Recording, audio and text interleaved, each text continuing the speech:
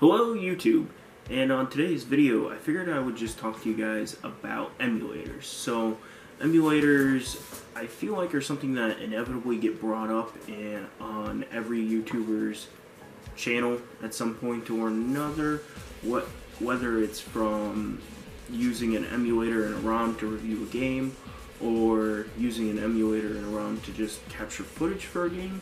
So I figured I would just tell you guys how I personally feel about emulators and ROMs. So, personally speaking, I am 100% fine with people who use emulators and ROMs. Legally speaking, I cannot condone the use of them. You know, it's against the law, technically speaking. Well, not even technically speaking. It's fully against the law to use emulators and ROMs. It's the same thing as pirating movies, things like that. It's just something you're not supposed to do. In fact, recently I think there was a guy in Japan who got sued for like $75,000 for modding his Super Famicom Classic or something like that. So legally I can't condone the use of emulators and ROMs to you guys, but I definitely do like them. I like the ideas of emulators and ROMs. People always talk about video game preservation and everything like that, but truthfully, I don't think there will ever be. So there's the National Film Registration and everything. I don't know if video games will ever have something like the National Film Registration, where in which the most important games of all time are recognized every year, I believe it is, for the National Film Registration, and made public domain. Basically, like once a film's registered on that list, it's registered into the public domain. It becomes essentially free to us, the consumers. That's why in which you can watch that's why you can watch Day of the Dead. I think it's Day of the Dead. No, not Dawn. Night of the Living Dead. That's why you can watch that on pretty much any streaming service, is because it's just a public domain movie. It's free. So with video games, it's such a company, such a corporate-driven structure and everything. I just don't ever see a video game publisher, a major video game publisher, you know, like a Nintendo or Sony or Capcom. I just don't ever see them doing something like that, willingly giving up one of their most important games for copyright free and just giving it to people. And I'm sorry, my heater is going off. I feel like I say that every video, so sorry about that. So legally speaking, I can't condone emulators and ROMs.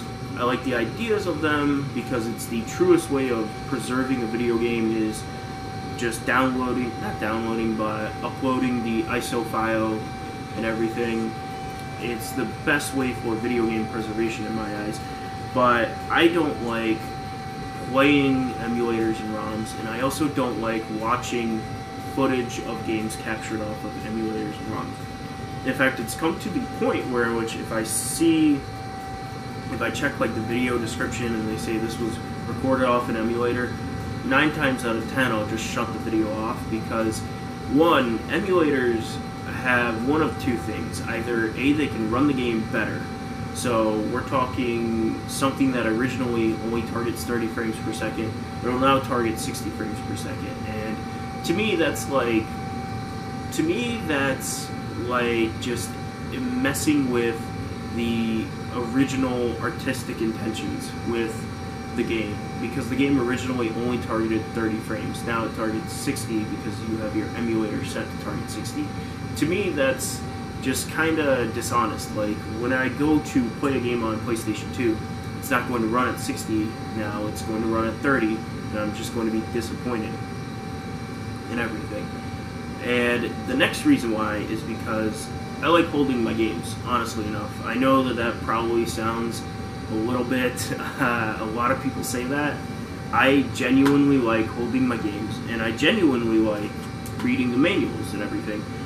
I even like reading old strategy guides to games on the occasion when I can find them for decent prices.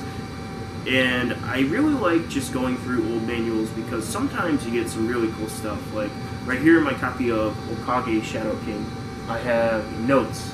Some little kid out there just actually took notes in their video game manual, which I just got a huge smile out of and everything when I was flipping through this manual. And there are even some manuals that have things like concept art in them. Believe it or not, Okage, again, has some concept art right there. So just little things like that that you wouldn't get by having an emulator in a ROM. With an emulator in ROM, I wouldn't have the manual, I wouldn't have the box, I wouldn't have any shape or form to say that I've ever played this game. Now I can say, I have played Okage Shadow King, I own Okage Shadow King. It's a good game. The next reason why is because I just don't know why. I don't know if I'm the only person that has this problem, but when you put essentially an entire system's library in front of me, I just get bored instantly. Like, I'll just look at the list and I'll just go, yeah, I don't know what I want to play next or anything, what I want to play at all. It's just very overwhelming to me. A perfect example of this is recently I got the Sega Genesis Classic Collection on the Nintendo Switch, and that has 50 games on it, and it's just like, I don't know what game to play off of this first, so I'll play nothing, because it's just looking at that many games at once is just a little bit disorienting. It's a little bit just jarring and everything, like, to look at that many games. In fact, when I look at my games on the shelf right here, sometimes that can happen too. I'll be like, I don't know what I want to play next, or I don't know what I want to pop into my PlayStation next, or something like that. But it's not as bad because I don't have a full PS2 set. I don't have a full Nintendo DS or Game Boy Advance set or anything like that. So it's not as bad because for the most part, most of my games are games that I would want to play / games that I enjoy playing. But with an emulator and a ROM, I don't get that.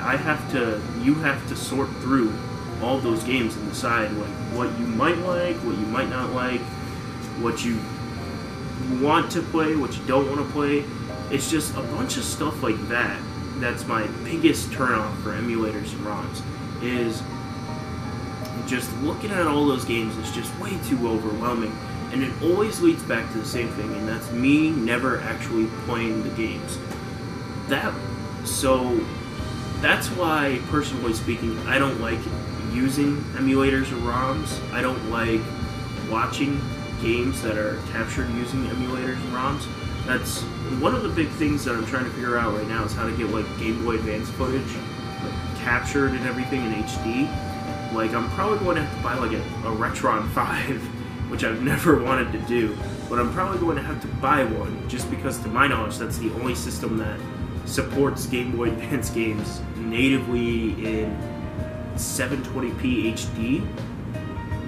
So yeah, just because of that, I think I have to buy a Retron 5 now if I want to capture Game Boy Advance footage, which is fine by me. I'm fine with doing those types of things because it's something that I would want to share with you guys on YouTube as well, because I know if I don't want to watch it, I know that other people probably feel the same way. They don't want to watch it as well.